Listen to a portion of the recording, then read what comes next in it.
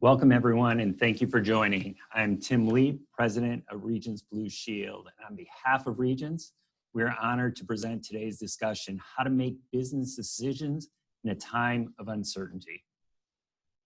Before we begin, I wanted to address the recent events, and specifically that terrible day in Minneapolis. The event highlighted a systemic issue we face and has raised anger from many of us. So now we need to work together and work hard to understand how racism, intolerance, and brutality that exists and what that is driving it and how to create the change that is so essential. I personally feel saddened by what is transpiring and what people of color face every single day. We are a stronger society as a direct result of our diversity. I, for one, recognize that I have not done my part for using my voice and my actions to commit to changing that. I hope that all of you will use your voice and your actions to drive the critical and lasting change we need to see in society. Thank you for listening, and now I'd like to dive into today's discussion. So the circumstances for COVID, it's been a massive transition. I know all of you are facing an element that you never have before. And it's really looking at how we reopen our communities and get your businesses back into that pace of being and driving the economy. Our goal today is to equip you with the information and a framework to help you with those strategic decisions in a new environment and really leveraging expertise that's available both at a national and local level to help you with that. We're going to take a look at the process of opening up from a pandemic, brief you on the virus itself, how it spreads. And then really the bulk of this is going to focus on business case studies where we'll have a few speakers be able to talk about things that they're doing themselves. And then we'll wrap that up with Q&A. So quickly in terms of presentation, we're going to be joined by Governor Leavitt. He's the former HHS Secretary and former governor of Utah.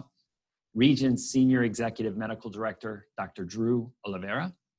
Jeremy Lott, President of SanMar. And John Cook, the CEO and co-founder of GeekWire. Before we jump in though, just quick housekeeping. You'll be able to ask Q&A questions throughout and put those in the chat function. When you highlight, kind of use that, you should be able to pull up the chat and be able to send that to us as the presenters. Also, we'll be able to share anything out if there are links and such to be able to drive that level of the conversation. With that, I'd like to first introduce then Governor Leavitt. Mike Leavitt is the founder of Leavitt Partners, a healthcare intelligence business. In his previous roles, he has served as the Secretary of Health and Human Services, the Administrator of Environmental Protection Agency, and three-time elected governor of Utah. During his time at HHS, he actually involved the implementation of Medicare Part D, and then more importantly, planning and preparation for a pandemic flu. He has deep experience and expertise, and particularly in providing that to challenging situations like we're facing today. So with that, I'd like to turn it over to Mike. Well, Tim, thank you, and greetings to all of you. Regence BlueShield is sponsoring this because we are at an inflection point in this historic pandemic. And I'd like to just get us started with a bit of level set by using a metaphor to describe where we are. I have a friend, my guess is many of you know a person in a similar situation who had a chronic condition that involved a lot of pain. And his physician created or provided a medical intervention. It was pain medication. Did a lot for the pain. But it came with a warning. The warning was, don't use this too long and don't use it too much because it has side effects. And the side effects can at times be as hurtful or as harmful or more than the condition itself. A pandemic, at least a coronavirus, is a chronic situation, at least until we have a vaccine and medical countermeasures. We're left with very basic public health like social distancing as medical intervention. But like any medical intervention, it comes with a series of side effects. These are economic, they're sociologic, in some cases, very personal. Evident that we now have to begin to change the way we're working at this.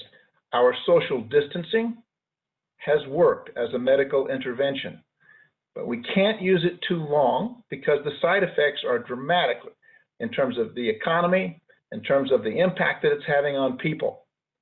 So this inflection point that we're now experiencing is the process of learning to balance between the need for group or social distancing measures and individual actions, which will require all of us to begin to make individual decisions. Now, we'll receive guidance from the government, from CDC, from your state health department, and from other trusted sources. That guidance, however, will be at a fairly high level, and it will not be specific enough that it will address the individual circumstances that you will face in a business situation or in your personal life, and will need to begin to make individual decisions. So our purpose today is to help you understand how this virus works, conditions where the virus seeks to do its work, and next to then be able to give you an orderly way in which to think about these problems that we need to work our way through in this individual action. We'll talk at times using a vocabulary, things like flares. The fact that over the course of several months, we'll likely begin to see things develop in certain geographic areas, and that we'll have to revert back to a little stronger group measures. We'll see things like hotspots around the country where generally metropolitan areas will begin to see substantial amounts of this, and we'll have to learn how to deal with that as we go forward and stay open. We'll hear things like transition rates as we all learn a new vocabulary. But we'll have to learn some very key principles of how we hear and understand this language to manage our businesses and to make individual decisions that will allow us to stay open and balance our need for staying open and staying safe. So we'll have to learn to apply the guidance, and then today we're going to teach you a whole series of ways in which you can make those decisions in an orderly way. So we're going to start today by asking Dr. Drew Oliveira, who is the Senior Executive Medical Officer at Regence, to help us understand a little bit about this virus. And Drew, I'd like to just start by asking a question, and then I'll ask you to go a little further in teaching how this virus works, and then situations where the virus does its work. It's very, very clear that this is a virus that has RNA that has one thing programmed into it. Its purpose in life is to replicate itself, and hence that's the reason that it's become so transmittable. It does so very efficiently. Talk us through how it works, will you? Absolutely. Thanks, Mike. If you go to the next slide, it might be a way to start framing this up. And as we think about a coronavirus or similar types of viruses, they act in a, as you mentioned, a pretty similar way. They're genetic tissue. Their job is to reproduce, and they find a host to do that. And in this case, the host doesn't respond all that well. Some hosts do great. So bats, for instance, commonly can have, hundreds, thousands of coronaviruses, and it does not affect them. For the humans, that's a different story. And so as we start thinking through how does the virus work, how does it infect the body, who does it infect, that will help inform us how we can work better as an employer, and how do we open up our businesses in a safe way rather than an insecure way. So on the left, what you see is really how does the virus reproduce, and sort of what are the timelines related to that. And you have to remember that 35% of people are asymptomatic, meaning they don't have any symptoms at all. And yet that virus is doing, what viruses do, growing inside the body, being able to be spread to others. So that whole reproduction phase is fairly rapid. On average, about 5.1 days from the time you're exposed till the time you become contagious. If you are going to be symptomatic, you may have a day, 2 or 3 where you are contagious to others, and yet you haven't developed any symptoms yet. And once you actually, have the virus, it typically is about 8 days, maximum of about 10 days, till the time that virus has left your system completely. Now, we have testing that occurs that may show it longer than that, but that's testing viral fragments, not necessarily the virus itself. So when the CDC recommends, once you have symptoms, to self-isolate at least 10 days from the start of the symptoms and at least 3 days after your symptoms have gone away, that really gets you to that whole viral cycle of it growing in the body, and you're infectious to others. Now, that infection rate will go up as more people are near other people. And the way it really spreads is sort of on the right. It looks like it's spread primarily through aerosolized or airborne droplets, much less so in terms of touching objects, but still can be sent that way. And it also tends to be very much impacted by the amount of time you're near somebody, and sort of roughly how they might spread that virus. If you're just talking quietly with another person, that 6-foot distance can be very effective in terms of limiting the amount of spread of these viruses. They come out of the mouth, they drop to the ground. Now, if you're singing, coughing, sneezing, that all expands that 6-foot diameter or circle around you, where you need to be, more concerned. And then what also clearly impacts that, and what you've seen in, all the recommendations, is wearing a mask can actually impact the spread of those droplets to other people. And that's really, the main point of the mask is so that you don't infect others. And remember, 35% of people had no symptoms at all. So you don't know if you've got the virus and could infect others.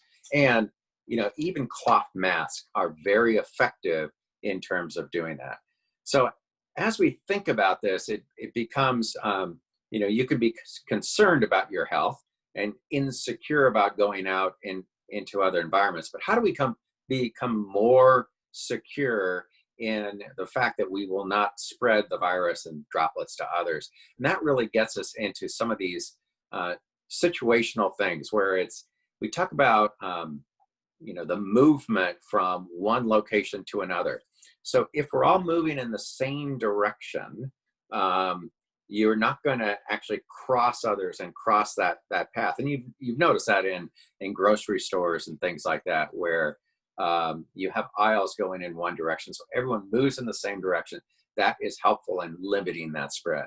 The second place is duration, and it's very clear in how this virus spreads. The longer you're in proximity to others, the more risk you have. So you want to limit the amount of time that you're in that proximity. We talked about proximity. 6 feet is the standard, but if you're in groups where you may have someone singing or coughing or yelling or talking loud, that proximity increases a little bit. So another important piece. The other piece obviously associated with that is the size of the group. So how big is the group? And how packed do you have to be? And so if you can limit the size of the group, you can actually improve that proximity piece as well. Respiratory output, we just talked about that. If you're talking quietly, that is one thing. Wearing a mask is another thing. It removes that respiratory output. There's a recent study that just showed even plain cloth, single layer, can reduce the transmission up to 94%. You put 2 layers, that's even better. The biggest concern is that if you put 3 or 4, you can't breathe through it. And if you can't breathe through it, you're going to take the mask off. And then the mask is no good at all. So you want a mask that you can breathe, that's comfortable, but wearing that mask reduces the respiratory output. Next part is touching. So we've all learned how to wash our hands. We wash our hands for 20 seconds. We wash all of our hands. That's great. Alcohol-based cleaners work also very good in terms of removing the virus. Now, viruses are, these things are kind of wimps when it comes to soap and things like that. So when you think of, washing your dishes, you put a little soap on grease, it goes away. Well, a virus is basically genetic material covered by an outlier, which is sort of a grease type of thing. So soap just kills it almost immediately. And then the last characteristic is really congestion. So forcing people into like a narrow hallway together and then forcing out, that congests people. And again, it hits the proximity, hits the group size, it's longer time with others, increase the risk for respiratory. So as we can start looking at these pieces, we can really start making the workplace safer. I've noticed at my Starbucks, there's a line out front. Your proximity is controlled. You enter in one location, one person at a time. You go through, you exit in another way. So that limits that congestion, limits the time you're in contact to others. There's no touches, in there as well. No touch in terms of pain. So a lot of things can come into play to make that a safe and secure environment as we look toward opening other businesses. But let's go to that. Yeah, go ahead. I was just going to ask you a question. What you're saying is very helpful. I do want to point out to those who are participants with us that if you'd like to ask Dr. Oliveira a question or any of the panelists, please note the chat function at the bottom of the screen, because that's the means by which you can ask questions, and we're hopeful we'll have a period at the end where you can address this. So I'm not the only one who gets to ask Dr. Oliveira questions, but Doctor, let's talk a little bit about what I sense you've said here is you've got these situations where this virus, whose whole purpose is to transmit itself from one person to another person, more hosts. Yes. Looking for opportunities that they find.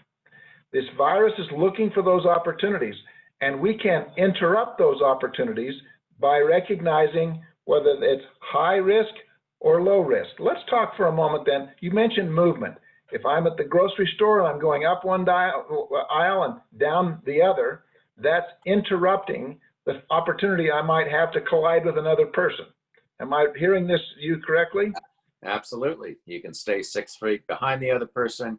You're not crossing them and breathing on them, inadvertently. So it limits that. All of these activities are really if we can stop the virus from finding a host, the virus dies. And so that's why we've had physical distancing. But as we open up our economy, we need to keep doing these things. This is going to continue for a while, months, potentially years before we actually either have effective treatment or a vaccine. So we all have to be really careful about that and get the virus in the community down to as low a level as possible and keep everyone frankly safe. So these 7 things are opportunities we have to become sensitized to. So if you own a business or you have responsibility in a business and you begin to look around and say, there is a place where people may be congregating. What can they do in the context of congregation that might mitigate or eliminate that opportunity for the virus to in some way transmit itself to a new host? Well, I think that's where we have to look at our different situations, obviously. And let's do that now. Let's go to one that will be familiar to everyone. Let's look at something like a dry cleaner. Let's talk about how you would recommend that the owner of a dry cleaner look at their risk and how they could look for ways in which they could interrupt the spread of the virus. Talk us through this using those 7 conditions. Yeah, and I think it's a great way to think about it. So let's talk about movement. So that's, what direction do people move? Well, typically you walk into a dry cleaner, there's one door, you walk in, you're maybe, milling around with other people waiting to give your clothes or pick up your clothes, make your payments, etc. So you have to actually think about, how do I manage that movement? One person at a time might be the way you do it. If it's a large dry cleaner, you can actually put little places to stand on the floor, make people go in a similar direction rather than having people sort of randomly standing around. So that's one way you can think about that. Now, you don't tend to spend a lot of time in your dry cleaner. You're kind of in and out. So they may not have to solve that one as much because people are it's pretty fast.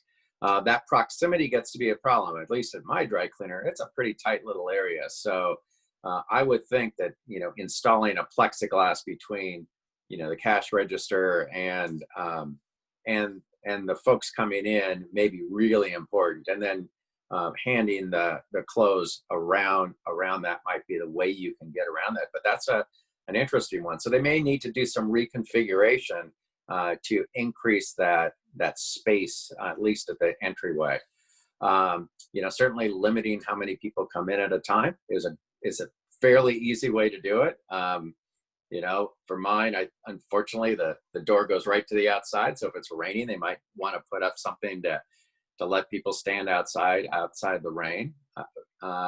And then respiratory output, I think you can easily just say, look, wear a mask when you walk in, wear a mask when you're in line, have my people working wear a mask. I think that's a fairly easy way to do it. Now, touch is a big one, right? So because you're handing things over, you're touching things, cleaning off surfaces that have a potential for high touch are really important. Maybe it's the door. Maybe you need to leave the door open when you have working hours, so people don't have to touch and move back and forth. And then, of course, congestion typically is pretty low because it's a low volume, area. But certainly in those times when maybe multiple people are there at the same time, you're going to want to think about, how do I limit the numbers of people trying to get into my store so that I can reduce that congestion piece. You do all those, 7 pieces, and you can make it, take it from a pretty, potentially high risk situation to a very low risk situation, keeping both yourself and your customers pretty safe. That was very helpful. Let's go to a little harder one, and that would be maybe a fitness studio or a gym. Well, gyms are tough, right? There's a lot of people in there, and here's where you start seeing one of the things, at least for me, that might make it a little harder, is that respiratory output piece, right? So at least when I'm working out, I'm huffing and puffing and I'm breathing hard, and that increases my respiratory output. So how do we start looking at, how do we reduce that in some way? Can we require people to wear masks? Can we require people to have, or the types of respiratory devices that have a filter in them? There's a number of those out there. Those who are mountain bikers, a lot of them will wear a mask when they mountain bike because there's mud and other things coming up in their face. You can use masks like that as long as you add a filter in it, because some of them just have a little hole and they don't really stop the particles from coming out. So putting that type of a filter in there can actually do that and make that a requirement for showing up. Now, normally in a gym, you would clean off your equipment after you used them. Well, you just make that the culture and the norm. So you clean off anything that you've touched, and you can keep that type of situation, I think, fairly contained. And then, like we've done, in other places, you maybe have a movement component to that. People move in a certain circuit or direction.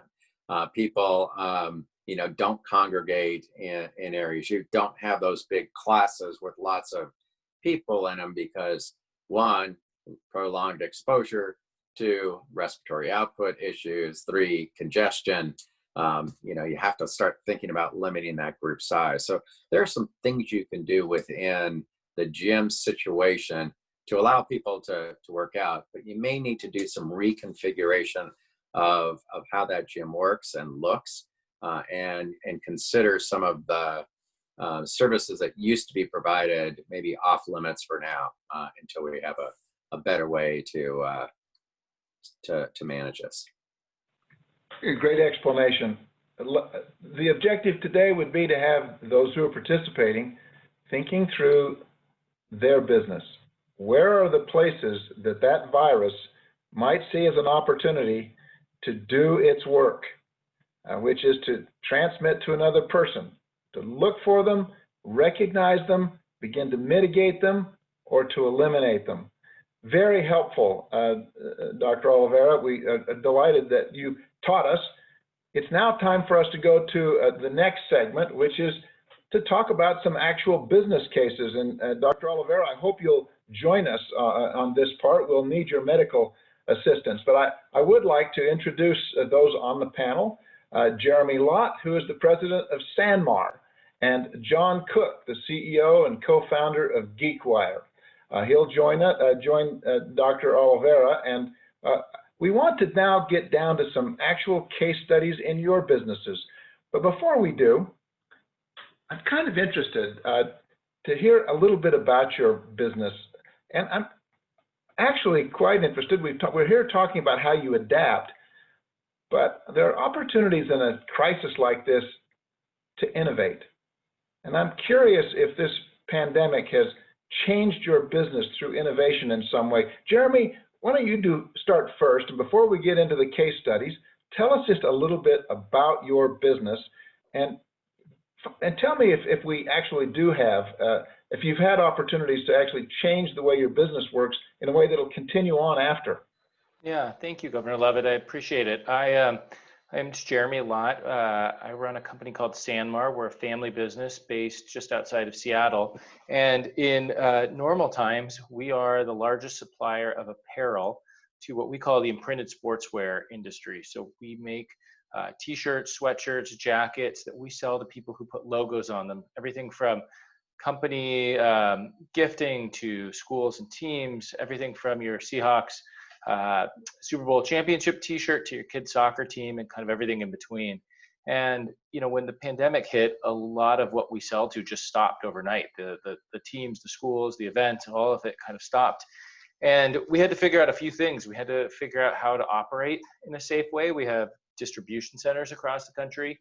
But then also we needed to figure out how what type of product that we could sell kind of in this environment. And we were very much changed our business to making masks and other protective items. And so we were fortunate to get a contract with HHS for 100 million masks for the strategic stockpile.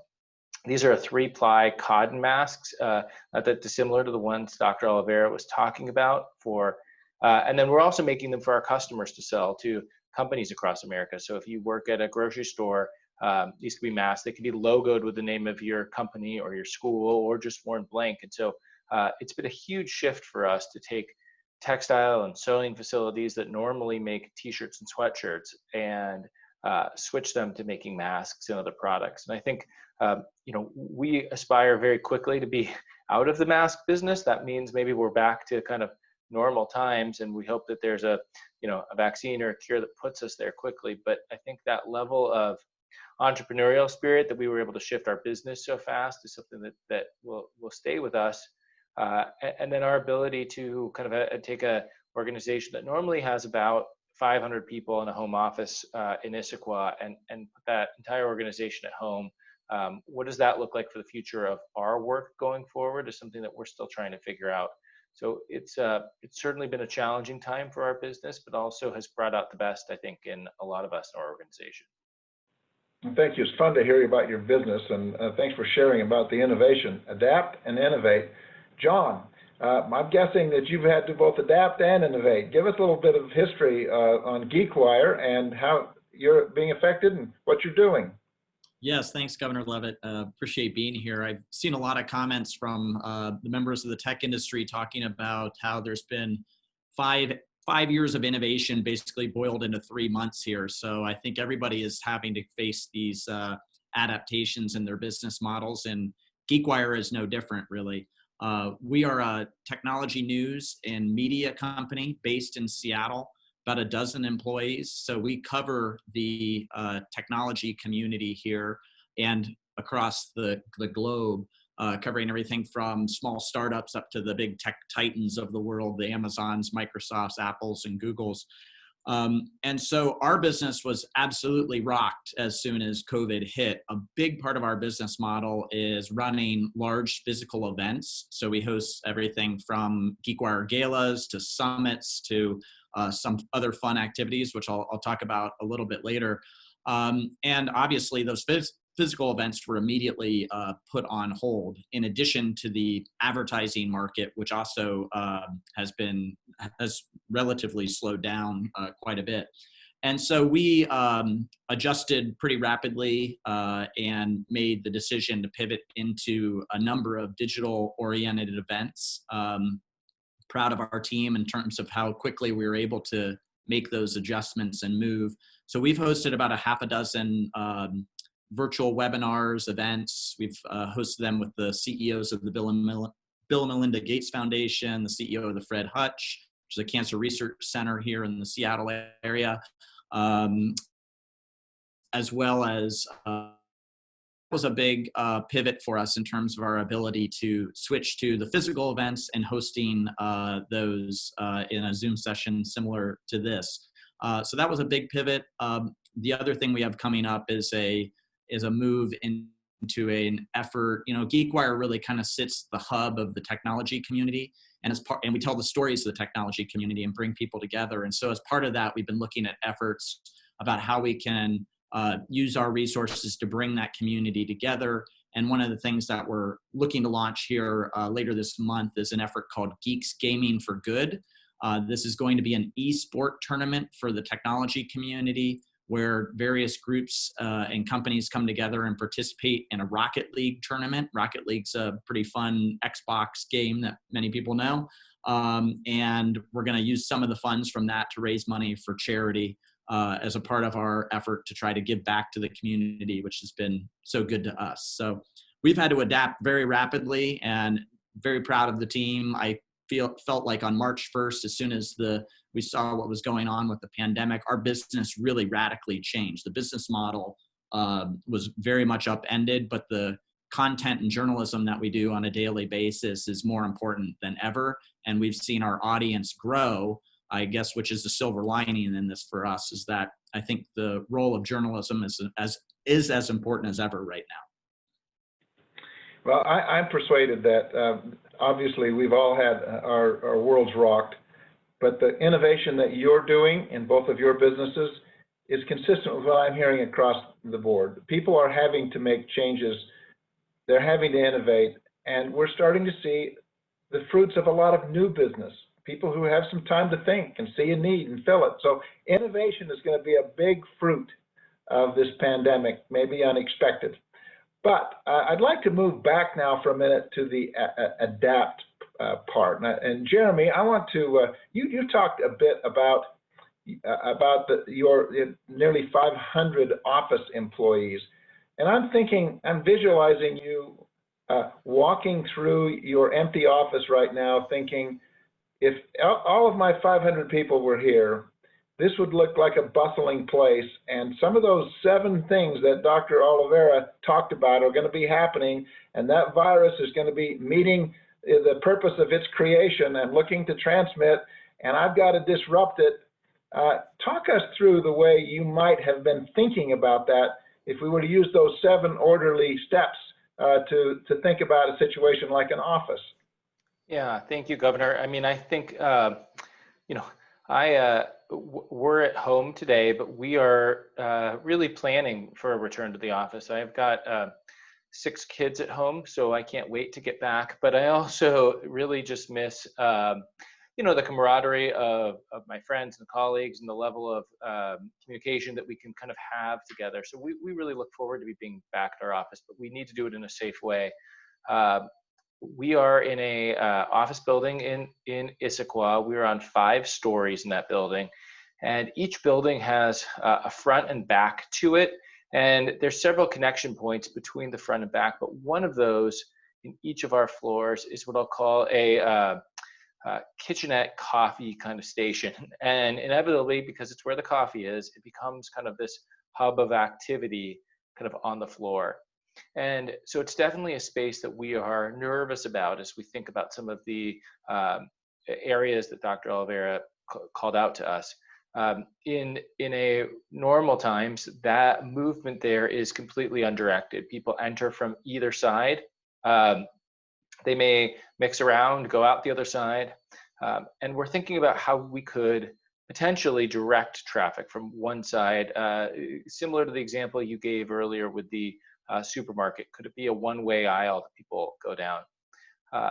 The duration tends to be less than 15 minutes, although sometimes you strike up a conversation and you know, with a colleague, and it could certainly last longer. But we're looking at it more as a very functional space now, not as a gathering space. So you would walk in one side, get your coffee, get something out of the refrigerator, and keep moving. The proximity, because it's narrow, again, think about a supermarket aisle, we would have a limited number of people there at a time so that they could maintain that spacing of the 6 feet. Certainly limiting group size would be really important. Today, again, at certain times of the day, it's kind of a free-for-all as people are heading there kind of for lunch. So making sure that we're limiting those things. You know, respiratory outlet tends to be pretty normal, although some conversations can get pretty animated. I don't know that that's a huge problem. And then it is a very high touch and, again, high congestion area. It is one of the gathering places, and I'm getting things out of the refrigerator. I'm getting things out of the coffee machine. I'm getting tea. I'm getting, you know, all of those things that we go to throughout the day. So how we can make sure they're getting cleaned regularly, how we make sure there is, whether it's a wipes that people can use to clean down the space after they touch it. Those are the type of things that we're thinking about to try to move more of these boxes from a higher risk to a lower risk area. The one thing that's on here is we do think masks are going to be an important part of, and not just because we're selling masks, but because of, we do think they're going to be an important part of what we're going to ask people to wear when they're in common space within the building. So Jeremy, that's a really good example, because I bet everyone on this web seminar have a place like this, or maybe multiple places like this. And I want to ask Dr. Oliveira a question. The whole concept of duration, 15 minutes, less than 15 minutes, it really, that isn't a big problem, is it? Unless you have also, unless you have undirected movement, or if you have congestion. So just 15 minutes, less than 15 minutes isn't a problem unless you've got congestion. Can you help us reconcile that? Yeah, duration is the time that you're in close contact with others, and so that's where your duration comes in. So you know, there was some concern in the past about you know walking through an area that someone had walked through 30 minutes before. That doesn't appear to be as big an issue. It's really if you're next to someone else, and it's sort of you have to take all these things kind of combined. So each one by itself may not be as limiting as the other ones, but as Jeremy was saying, kitchen areas, lunch areas, etc. A lot of times people just gather and they just want to sit and talk and find out how the weekend was or whatever, and that's where you start getting that longer duration, even if you're trying to stay a few feet from someone else, etc. Great. I'm going to up the stakes on you, Jeremy. I'm imagining now that you have literally a nationwide business, and you've got to have salespeople actually out making deals. And I wondered about actually a sales appointment. How are you minimizing the impact not only to your own people, but to the people who are your customers?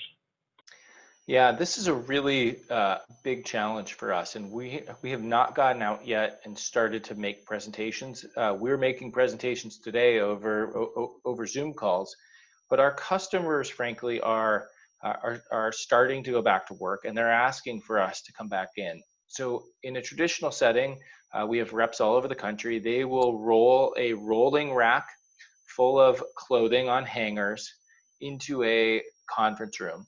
There could be anywhere from 3 to 20 people in that conference room, and the presentations last about an hour while we would show people our new lines. We do this several times a year, and we tend to pass around each apparel piece for people to touch and feel. We all like to touch and feel the product.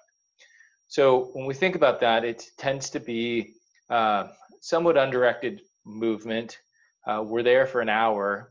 When there's definitely 20 people in the room and I'm walking around showing them I'm within a proximity, normal, probably respiratory, but again, high touch in terms of that. So we're thinking about how we open up in the next several weeks. We think that we will limit the amount of people that we will have in a presentation. So we will limit that somewhere to about 6 people is our current thinking, including the rep from SanMar. We will wear masks when we're making those presentations. We will be working to disinfect the apparel after presentations, and we may be limiting the amount of touching that our product that they're doing. So instead of passing around every piece, kind of showing it to them kind of from a distance, we want to keep our customers safe. We want to keep our reps safe. We certainly don't want to our reps sick and bringing it to other customers. And so this is something that we're really working on a protocol now, so that we can safely kind of go back into our customers' offices and feel like we can make these presentations again. That's a really well-expressed way in which this sort of orderly system of looking at a problem works, helps. And thank you for sharing that. But one thing you said I think is interesting.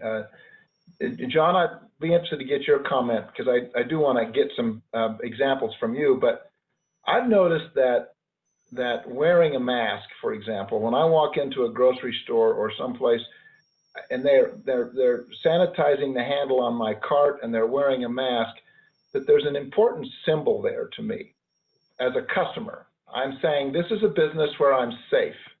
You think that's a factor for a lot of businesses? John, what's your thinking?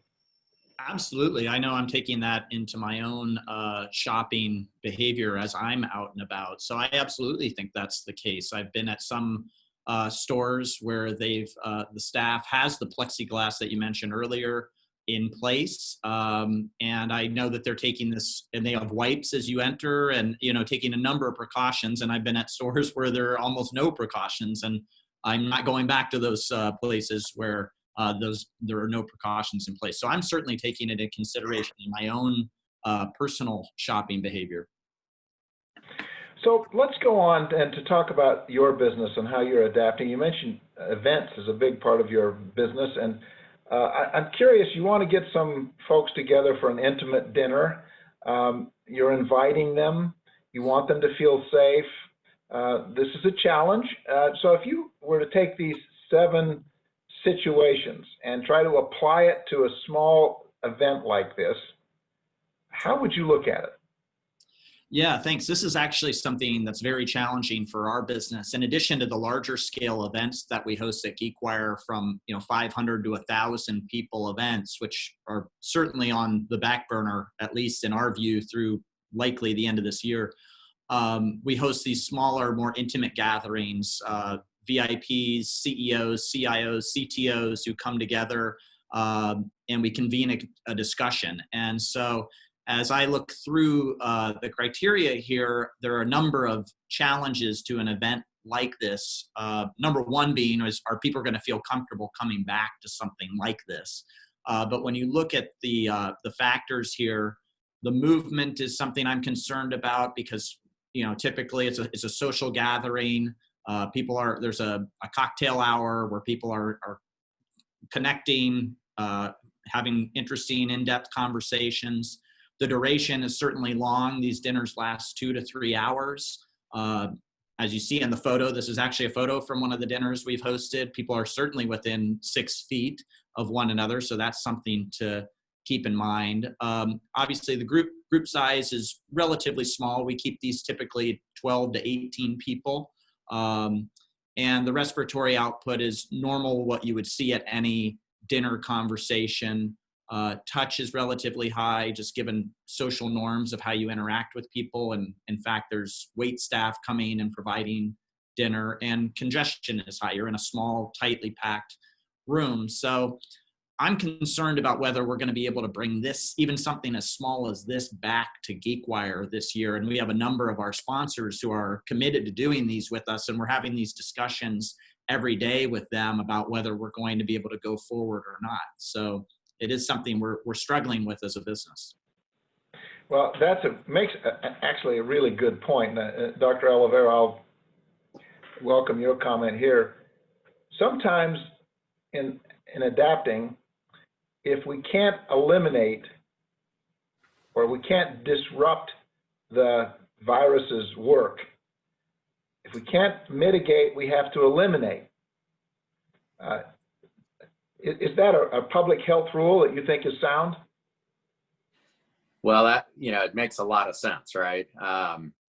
Because you don't want to put people at risk. You don't want them, a number of people say coming to an event like this, and then, your business get essentially blamed for it, right? So you have to do everything you can to mitigate that transmission.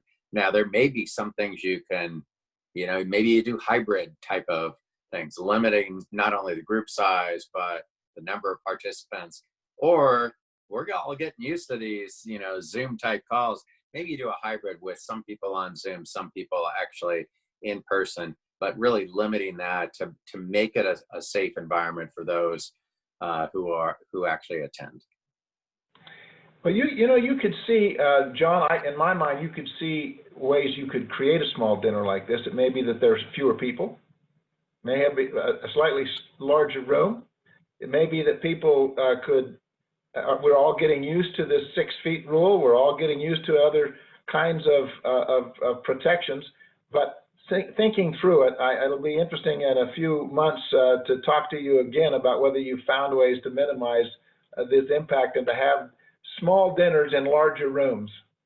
Yeah, one of the questions I have is actually in a format like this, whether masks are going to be, because over a dinner conversation, a mask doesn't seem even doable, right? And if we don't encourage masks, are people going to feel as if they are less safe? And then a second part I've been brainstorming, in addition to the smaller tables, is could we host something outdoors? And is that a safer environment?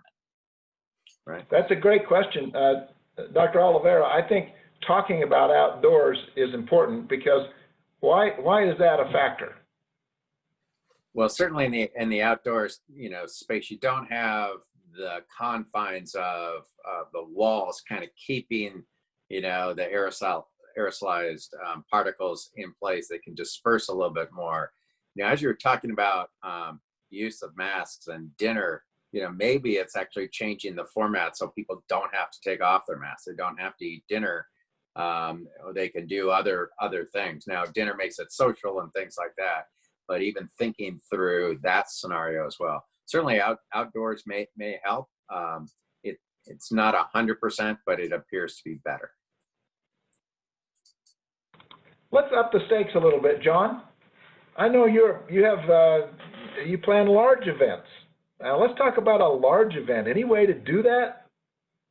In our opinion right now, no. And we've made the difficult decisions to move virtual on some of our bigger events. The one that is most pressing is our GeekWire Awards, which is a big 900-person event that celebrates the best in innovation, science, entrepreneurship across our region. And we initially had this scheduled for March. We kicked the can down to May, then we kicked to July, and just last week we actually made the determination we're going to really move this to a fully virtual event, because we just don't see ourselves getting 900 people in the packed Museum of Pop Culture in downtown Seattle this year.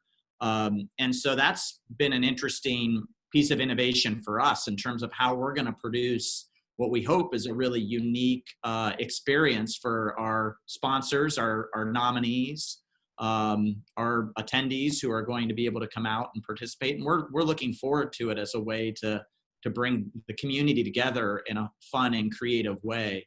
But as we look through the scenarios here, yeah, you can see we were high risk across every single one of these, and which made it very challenging for us to think we could do this. The event lasts 2 to 3 hours. People are literally packed into what's called the Sky Church at the Museum of Pop Culture. There is no chance of keeping people 6 feet away from one another unless we dramatically altered the event, which we looked into making a much smaller event, but we just didn't think that was gonna work. It's a loud environment, so the respiratory output is pretty high because people are talking very over music and, you know, kind of thinking about a party atmosphere. And congestion is extremely high. We've actually kind of pushed the limits, I think, on this venue in terms of our ability to have so many people in there.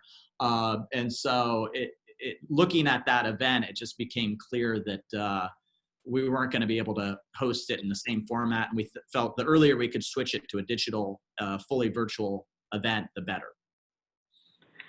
Well, here's my thought. I believe over time, we are, as a society, going to begin to adapt as a culture.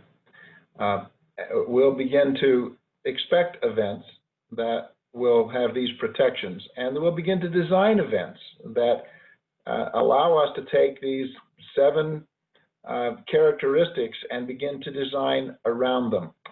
We worked with the sports leagues and many other situations where they're having to think about having smaller events. Now, it won't last forever, but we are beginning to see the sociology of masks. Yes, there are those who are for them and those who are against them, but over time that's going to change, and there will likely end up being a bit of that become a social status at some point. And Jeremy hopes he'll continue to. I guess Jeremy admitted he hopes he doesn't sell these masks for very long, and I think we're all with him. So this has been a very useful exercise, and I'd just like to review where we are. But before we do, I just want to remind you of the chat function, and that you can ask questions of the panelists and Dr. Oliveira, and we'll have a discussion in just a moment. But just a reminder, we're at the inflection point.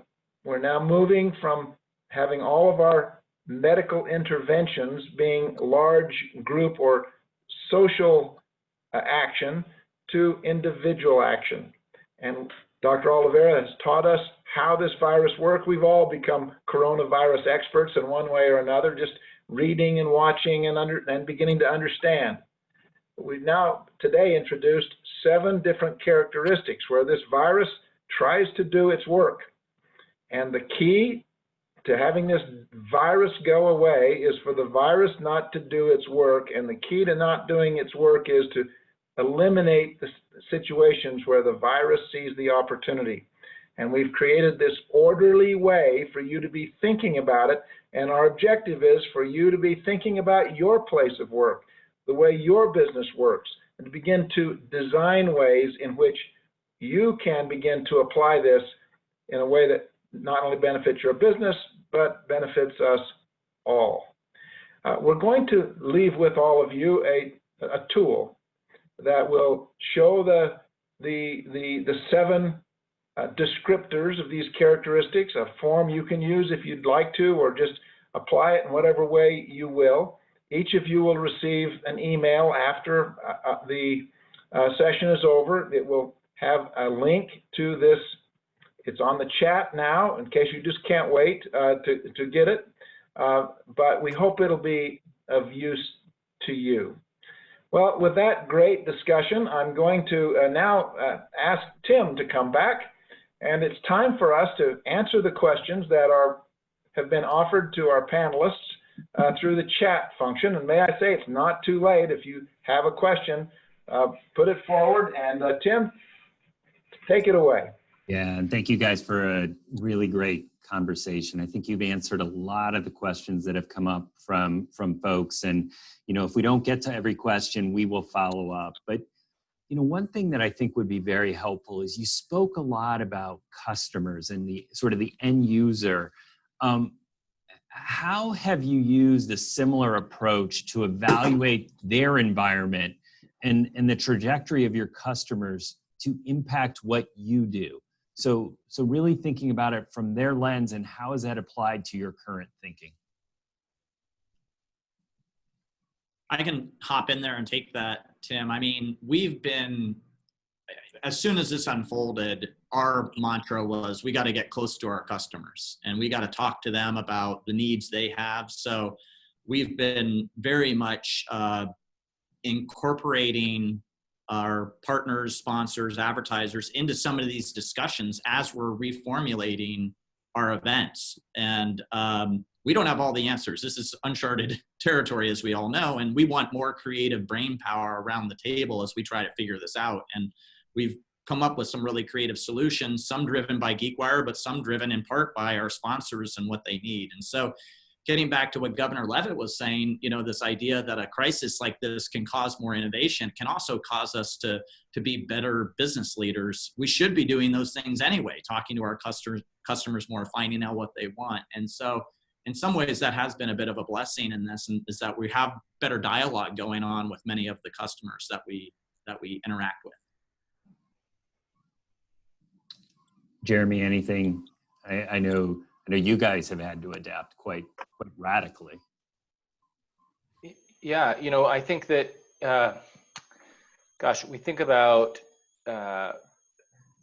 we went into absolute kind of crisis mode. We didn't know where the bottom was. We didn't know how long kind of we would be there. And super proud of the way our team kind of pulled together. I think recognized what were the things that we actually do as a business? What are the things that we're good at? And then look at the time and say, like, how can we apply that to what's happening kind of in the world? And it crystallized for me early on around masks when we had an employee who was, her son was an EMT up in Bellingham. And she said, they don't have masks for them to wear. And he's kind of on the front lines. And we said, maybe we could do something kind of about that. And that was, kind of really early. So for us to go from never having been in that product to selling 150 million masks this year, it's completely kind of changing our business. Now, the good news is our regular business is coming back, and we're, super grateful that the world is starting kind of to open and business is starting again. But that's why this conversation is so important, because if we don't open in a smart way, we'll all be kind of back where we were 2 months ago. And so figuring out how to open in the smart way and keeping people safe is just so critical, I think, for all of our businesses. No, and thank you. I think this is first for Dr. Oliveira, and then Jeremy, John, you please weigh in. But there was a lot of discussion around masks. But as you think about all these common areas, the microwave, the copy machine, what about the use of disposable gloves, or is it just wipes? I mean, what is sort of the recommendation that companies should think about? And then if Jeremy and John, you have specific examples of how you're thinking about it. But first, Dr. Oliveira. Yes, I mean, when you think about sort of high touch areas, disposable wipes work great. I mean, they're going to work really well. We also think that the risk of touch transmission, so you touch something, you put it in your mouth, you touch your eye, your nose, maybe less than it was thought before. As long as you have places that you can wipe off, I think that's great. Disposable gloves, you have to put them on. There's a lot of touch involved with that as well. And you're still probably going to want to disinfect with a wipe in addition to that. The wearing masks are great. Jeremy, I want, a matching one with my Seahawks jersey. So, if you can pull that off, that would be awesome. Absolutely. I'll tell you, we run distribution centers where we have people who are pulling shirts and putting them in boxes, and they're moving around with carts. We're disinfecting the carts between each use.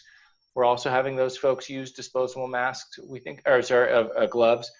we think of it a little bit as a belt and suspenders approach, but I know for me personally, when I put on gloves, it's a good reminder not to touch my face, which we all, tend to do way too much. And so I think that's been kind of helpful for the folks knowing, okay, I'm wearing the gloves, I'm touching something, or I'm touching these bins that I'm getting out. Being conscious of not touching our face, and then they can, as they pull an order, put it away, they throw those away and put on new gloves. So again, for us, it's just making sure we're doing everything we can possibly to keep people safe, but sometimes even being redundant has some value there too. And I think your mention about, teaching yourself to not touch your face is a big one, because, 2 months ago, we probably touch our face 20 times an hour, if not more. And so wearing a mask, every time you try to rub your nose, your hand hits the match, it reminds you, right? Wearing glasses sometimes help, wearing the gloves help. It's all about changing that behavior. And it takes a couple months for people to really learn that process. But, 3 months from now, we're going to be pretty good about not touching our faces. And I think, this is one for you, Governor Leavitt, first, and I think engage the panel as you see fit. But, we talk a lot about how you contain the virus, but how do you really think about balancing the economic needs of your business and the employees you support, and how you try to get to the lowest risk possible? I mean, how do you really create that balance? Because I think every employer out there is trying to deal with that.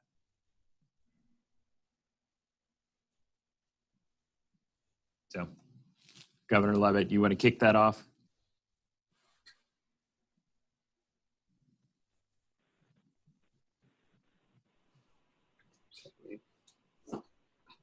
I think we lost.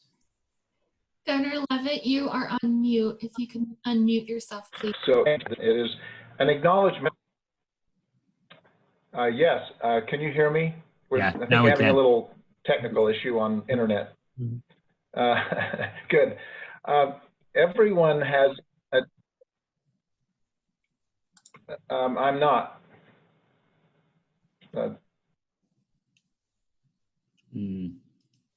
right, we're. So it now shows that I'm not on mute. So can you hear me? Yes. Yeah, we can now. Okay, thank you. We all have different levels of, it may be just my internet, and so why don't I not answer? I'll come back later. You can hear me now? Yes. Okay. This is just to prove this is live.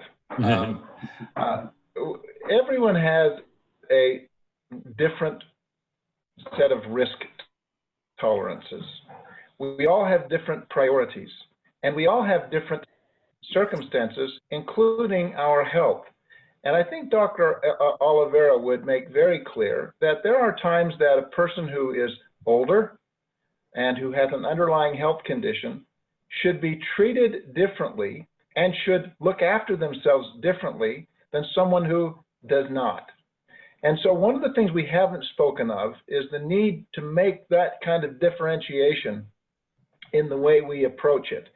So it's simply not a matter of looking at the aggregate. We have to look at the aggregate, and then we have to look at the specifics, because the way this virus works is that it tends to seek out people in certain circumstances, and we all know what those groups are. But finding the balance involves not just looking at the total, but also looking at individuals and how we're working with them. Dr. Oliveira, you may want to comment on this. Absolutely, and I think that's important from an employer standpoint as well. As we reopen the environment, if you're Jeremy reopening SanMar, you can get to pretty low risk situations, but not all situations are going to be low risk. Some of the distribution centers, et cetera, may be higher risk for certain individuals. So, if it's a 64-year-old who's got, diabetes or some other conditions, maybe a respiratory condition, we may need to find a different role for that person in a less risky situation so that they can actually work and be productive within the organization.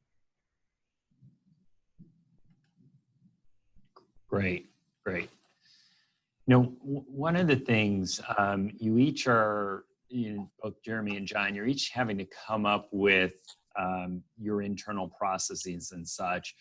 How are you going to balance state requirements, possibly customer acceptance, and your own policies? How are you going to work through potentially the conflict that could exist, or how some elements may not be as rigid?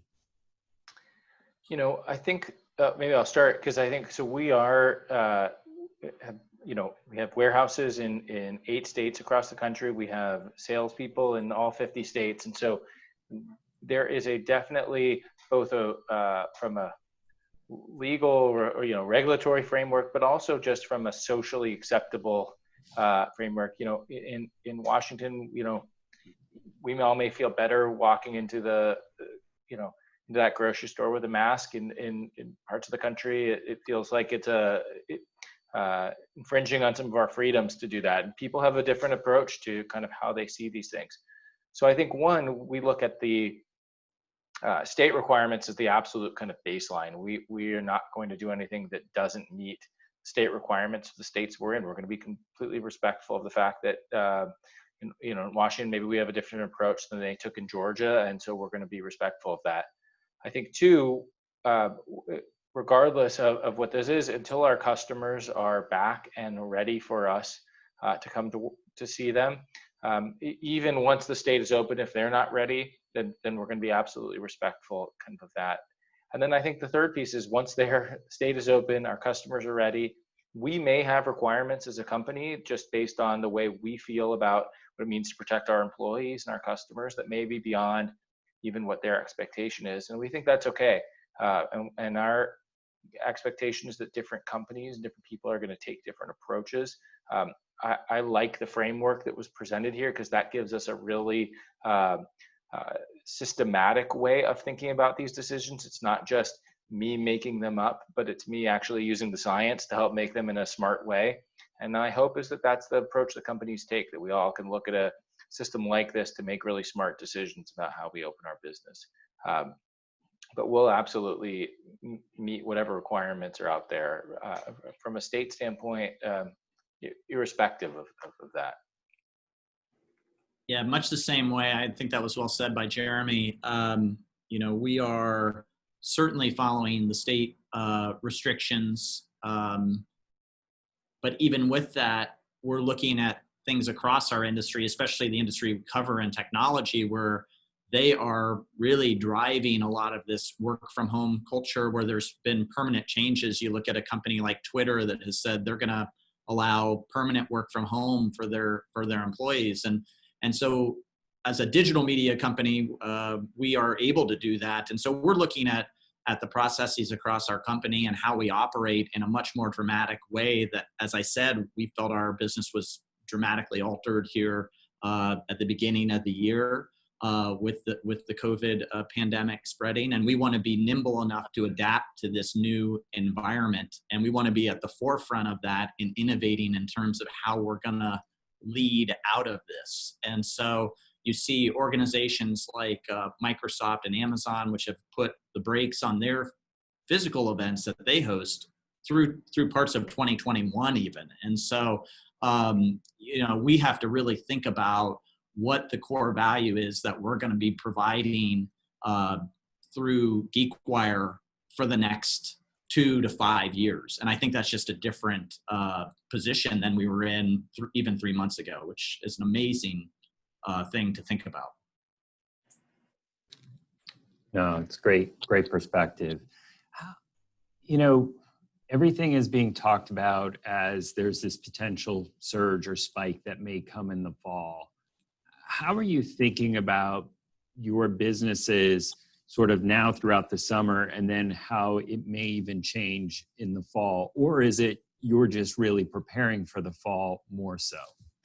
So John, if you want to start that one. Yeah, sure. I mean, one of our biggest events that we host is the GeekWire Summit in early October. And we've already taken the steps to move that towards a digital environment. We think there will, at least, and this is the thing that's challenging here, is you have to go on information that changes so rapidly. That makes this a very hard position for any business leader to be in, because the data does change pretty rapidly. But by staying on top of it as much as you can, if you're looking at that potential surge into the fall, that's why we made the decision. We have to pivot that a main event that we're doing to a fully virtual environment. And we haven't made an edict at our organization. We're small enough that we can work virtually pretty well, but I don't anticipate us being in the office this year. There are certain circumstances. I'm here today because I had to get, Jeremy, I don't know how you're doing with 6 kids. I have 1, and it's like complete chaos in the household. So hats off to you. But there are times when we will come in individually into the office. I always carry my Clorox wipe around, touching every surface before I go anywhere. And so we're taking that precaution in the office, but we're not in a huge rush to get back into the office. And I think that'll play out in part because of this information we are hearing, as you mentioned, Tim, that, if you look at the science, there does look to be a surge that will be coming back this fall. And we think we just need to operate in a new environment, new methods through the summer, into the fall, and even into next year. Yeah. Jeremy, you want to? Yeah, I think, so it's so hard to know. I mean, so many unknowns around this. So we have, we're planning for both contingencies. We're planning our inventory and our business, assuming that the fall, goes similar to the way Governor Leavitt talked about, with just small, areas or flare-ups. And if that happens, then our business will be good through the fall and we'll be okay. But we have to plan our business now for that contingency. If the other happens, if we're all locked back down, we also have to plan for that, because we understand that could be a reality too. So from a liquidity standpoint, how we think about cash in our business and managing our bank lines and all lending, all of those things, we're also planning for being the kind of the worst case scenario. And so we know what that looks like to be back home. We know what that looks like to again, be giving Zoom presentations. That part of it doesn't, we now can make that shift much easier, but we really have to plan both ways. And so, I mean, I think most business leaders understand that today, is the uncertainty is so great that you have to really be planning for all contingencies today, because it's so hard to know how this thing looks. Tim, can I comment on this? Yep, absolutely. So in my previous life, it was mentioned I spent a lot of time in pandemic planning, and that occasioned that I should study pandemics over many, many centuries to understand what they look like and how they affect society. And one of the things that becomes clear in studying particularly the large-scale pandemics like this one and the one we had 100 years ago is that the most virulent period tends to be the second wave, and occasionally the third, but it's not the first wave. Now, that could be unsettling to all of us, except I do think it's also true that there's never been a period in history when a culture could have more impact.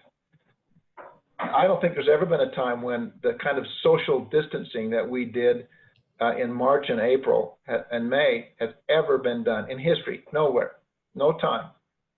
And it had an impact, it has serious impact. And we still don't know with totality what that impact will be. There's a very strong likelihood that we will see as we go into the fall. I mentioned them as flare-ups or hotspots, but it's not likely in my assessment that we will see the universal kind of lockdown that we did earlier. I fly to the east often, and when I do, I will check the weather. And it's evident at times that there are winter storm watches on the East Coast, and I just choose not to go because I know everything's going to be locked down for a period. That may, in fact, be what we do with COVID.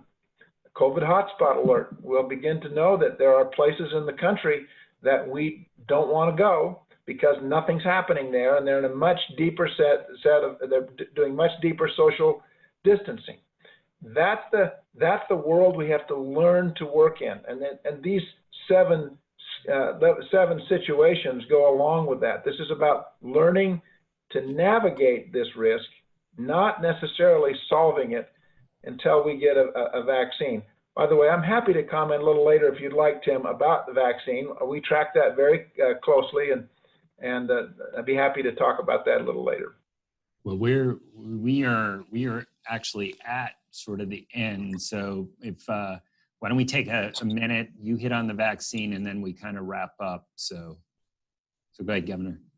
I'll just say this is often talked about in the news, but I would like to say from a person who has quite a bit of insight into this, look, we have a shot to have a vaccine by the end of the year or early in the first quarter of next year, but everything has to go well. And that's typically not the way it happens. So I think we ought to be in a position of hoping, but planning a little less optimistically. And I think in time, we're seeing so much put into this. I think we're going to find a vaccine. I think it'll be a big impact, but we'll still be managing for a period of time because it takes time. It just doesn't happen overnight. Thanks, Tim. Thanks, Jeremy and John. No, and I want to say thank you to everyone. I mean, Jeremy and John, particularly with taking the time and walking through the challenges that, and how you're looking at these processes, because I think that's every employer out there. We can all translate to what you used as examples that we're dealing with it. So thank you for that. And just recognition that this is a changing landscape. So it's, as the Governor, Jeremy, John, and Dr. Oliveira talked about, it's really gauging what is happening with COVID, looking at it and using a process. Do this level of a process to help make sure you're sound in how you're looking at things. So one of the things for those of you who are joining, if you're part of SHRM, if you would like, you can get the 1 professional credit towards the maintenance of SHRM. Use that activity code on the screen, and then you can always provide us feedback. As we stated again, we'll get back to you on the questions you've raised, and we'll make sure those get out to those folks. And I want to thank you and wish you to have a great day. So again, thanks so much for joining us. Bye now.